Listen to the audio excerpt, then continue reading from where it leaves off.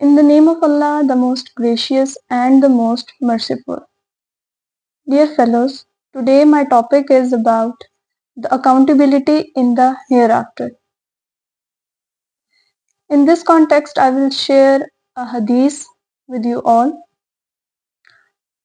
عن ابن مسعود عن النبي صلى الله عليه وسلم قال لا تزول قدام ابن آدم حتى يسأل عن خمس عن عمره فيما أفناه وعن شبابه فيما أبلاه وعن ماله من أين اكتسبه وفيما أنفقه وما عمل فيما علم. Translation. Hazrat Ibn Mas'ud radiallahu anhu narrated that the Prophet Muhammad, peace be upon him, said, on the day of judgment, the feet of a person will not move from their place until they are asked about five things. Number one, how did they spend their life? Number two, how did they utilize their youth?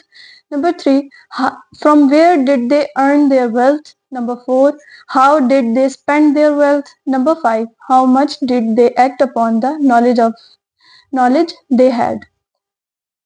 This hadith serves as a powerful reminder that on the day of judgment, every individual will be held accountable for how they lived their life, spent their youth, earned and used their wealth, and acted upon the knowledge they acquired. It highlights the importance of living a life of purpose and integrity, ensuring that our actions align with the teachings of Islam. May we all be mindful of these questions and strive to live in a way that pleases Allah, so we are prepared to answer them when the time comes.